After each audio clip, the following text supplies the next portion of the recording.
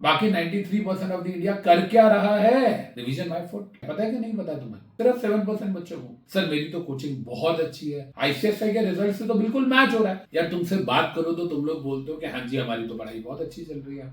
कोई कहता है मैं इस एकेडमी से क्लासेस ले रहा हूँ, कोई कहता है मैं यहाँ से कर रहा हूँ। सर मेरी तो कोचिंग बहुत अच्छी है, मुझे सब कुछ समझ आ रहा है, मुझे सब कुछ याद हो रहा है, और सर मेरा तो कोर्स भी मार्च तक खत्म हो जाएगा। सर मेरी कोचिंग में मेरे फैकल्टी, मेरे सर बोल रहे हैं कि 15 अप्रैल तक आपका कोर्स कंप्लीट हो जाएगा और उसके बाद आप 1.5 महीना अच्छे से अपनी रिवीजन करना। Revision my foot. कोर्स खत्म हो रहा है तुम्हारा, कंप्लीट और फिनिश करने में फर्क है। पता है कि नहीं पता तुम्हें? मैंने एक क्वेश्चन 2-2.5 घंटे पहले अपने यूट्यूब के कम्युनिटी पे डाला, और बहुत बेसिक क्वेश्चन, मतलब सेबी एक्ट 1992 जो सीएमएसएल के अंदर है आपका, उसका स्कोर्स नाम का एक टॉपिक है, सेबी कंप्लेंट रिड्रेस सिस्टम। उसके अंदर एक कॉन्सेप्ट आता है जिसमें डिसएमिनेशन बोर्ड ऑफ स्टॉक एक्सचेंज की बात होती है। आप में से किसी को पता ही नहीं है, सिर्फ 7% बच्चों को, सिर्फ 7% बच्चे हैं। आई एम श्योर ये भी वही होंगे जो हम लोगों से क्लासेस ले रहे होंगे, बाकियों का क्या? बाकी 93% ऑफ द इंडिया कर क्या रहा है? इससे तो अच्छा छोड़ दो फिर सीएस। 7% मतलब 202 में से 14 बच्चों का आंसर ठीक है। मैंने क्वेश्चन पूछा कि अगर एक कंपनी पब्लिक इशू नहीं ला पा रही है, उससे दिक्कत आ रही है और वो main board of stock exchange पे लिस्ट नहीं हो पा रही है, तो आप बताइए उसके लिए बेस्ट प्लेटफॉर्म कौन सा है? Dissemination board of stock exchange is the best platform, जहां पर कंपनी 18 महीने तक रह सकती है और वहां पर कंपनी क्वालिफाइड इंस्टीट्यूशनल बायर से या प्राइवेट प्लेयर से प्राइवेट प्लेसमेंट या प्रेफरेंशियल अलॉटमेंट जो कहना कह लो, और साथ साथ क्वालिफाइड इंस्टीट्यूशनल प्लेसमेंट कर सकती है। 18 महीने के अंदर भी अगर कंपनी लिस्ट नहीं होती है तो उसके जो प्रमोटर्स हैं उनको कंपनी सेल ऑफ करके वहां से जाना होता है, और ये बातें आपको नहीं पता। तो फिर तो आपको ये भी नहीं पता होगा कि जब हम स्कोर्स पे कंप्लेंट लॉन्च करते हैं तो ऐसी कंपनी जो कि डिसएमिनेशन बोर्ड ऑफ स्टॉक एक्सचेंज पे, उसके अगेंस्ट तो स्कोर्स पे कंप्लेंट भी लॉन्च नहीं हो सकती, और एक क्वेश्चन पेपर में आने के चांसेस भी है। कर क्या रहे हो? 7%। आईसीएसआई के रिजल्ट से तो बिल्कुल मैच हो रहा है, 5-6% आईसीएसआई का रिजल्ट आ रहा है, यहां 7% बच्चे आंसर सही दे रहे हैं। पता नहीं तुम लोग क्या कर रहे हो लाइफ में।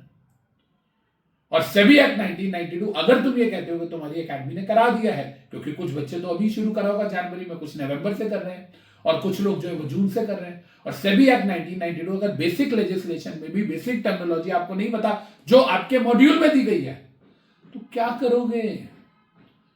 प्लीज एक रिक्वेस्ट है, अभी भी सुधर जाओ। सिर्फ 138 डेज के आसपास रह गए तुम्हारे पेपर में, शायद 135, 136, और इस हिसाब से अगर प्रिपरेशन करोगे ना कुछ होगा नहीं। और मैं कहता हूं अगर पास हो भी गए तो सीएस बनने के बाद क्या? 10 में से 8 क्वेश्चंस अगर आप सॉल्व कर रहे हो अपने क्लाइंट के या अपनी कंपनी के, और 2 क्वेश्चंस में कह रहे हो ना कि मुझे देखने की जरूरत है, तो क्लाइंट और कंपनी भी बुरा नहीं मानते। लेकिन अगर 10 के 10 क्वेश्चन में ये कहोगे ना I need to do homework, I need to check, मुझे देखना पड़ेगा, तो भाई साहब आता क्या है?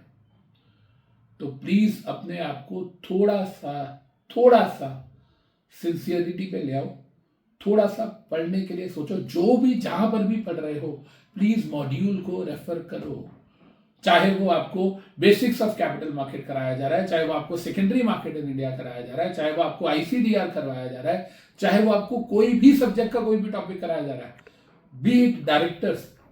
ये जो चक्कर है ना आपका कि हमें शॉर्ट नोट्स दे दो, हमें चार्ट्स दे दो, यार किसी के बाद हैंड रिटन नोट्स हैं, हैंड रिटन नोट्स कैंसर है आपकी पढ़ाई और आपके करियर के लिए। शायद पढ़ाई के लिए तो नहीं क्योंकि उससे पास हो जाते हो, करियर के लिए तो है, 200% है। तो प्लीज आप लोगों को ये समझना पड़ेगा। आज सुबह की बात बताता हूं, मेरे पास एक बच्चे का व्हाट्सएप आया, कहोगे तो मैं अपनी टीम को बोलूंगा इसमें स्क्रीनशॉट लगा दे। बच्चा मुझे बोलता है कि सर मुझे सेक्शन 8 कंपनी का वाइंड अप करना है, आप मुझे बताएंगे उसमें प्रोसीजर में हेल्प करेंगे? मैंने उसको एक स्टूडेंट वाला आंसर दिया, नहीं सर मुझे उसकी बात से समझ आ गया कि सर थोड़ा और डिटेल में बताएंगे। मैं ना एक्चुअली मैं यहाँ पर ये काम कर रहा हूँ और मैं यहाँ फंसा हूँ। मैंने कहा सर उसकी फीस लगती है, ये एक प्रोफेशनल काम आप मुझे दे रहे हो। नहीं सर थोड़ा सा ऊपर ऊपर से बता दो। मैंने कहा बस सारी जिंदगी यही करते रहना। जब तुमने एग्जिट क्लियर किया था तो भी ऊपर ऊपर से देखा था, जब प्रोफेशनल क्लियर किया था तो भी ऊपर ऊपर से देखा, आज तुम कंपनी में काम कर रहे हो तो भी ऊपर ऊपर से करो। कुछ तो शर्म करो यार। और जब मैंने कहा कि अच्छा सर आपकी फीस कितनी है, मैंने कहा we charge 2 lakh rupees, 2 lakh, आंखें बाहर आ गई बच्चे की कि सर क्या बात कर रहे हो आप? बेटा आप एक चीज को समझिए, एज अ स्टूडेंट आप किसी भी चीज को मगअप तो कर लेते हो, लेकिन जब तक आपको कॉन्सेप्चुअल क्लैरिटी नहीं है ना, पास होके भी नील बटा सन्नाटा, 0/0 शून्य होने वाले। और ये मैं आपको डरा नहीं रहा, मैं कोई पैनिक क्रिएट नहीं कर रहा कि हाय यार किसी ने कुछ पढ़ाया नहीं, हम अमित सर को अनअकैडमी पे ज्वाइन कर ले। नहीं, मैं ऐसा नहीं बोल रहा। मैं सिर्फ ये कहना चाह रहा हूं कि थोड़ा सा आत्म मंथन करने की आपको जरूरत है। और अगर आप कहोगे तो मैं और क्वेश्चन आपसे ऐसे पूछूंगा, कमेंट में मुझे बताइएगा। और अगर इसका इफेक्ट उल्टा नेगेटिव हो जाएगा कि नहीं यार हम तो डीमोटिवेट हो रहे हैं, तो मैं ऐसे क्वेश्चन दोबारा आपसे नहीं पूछूंगा, ना ही मैं ऐसे टॉपिक पे कोई वीडियो बनाने वाला हूँ। थैंक यू, टेक केयर, जय हिंद। पढ़ते रहें और बहुत पढ़ते रहें।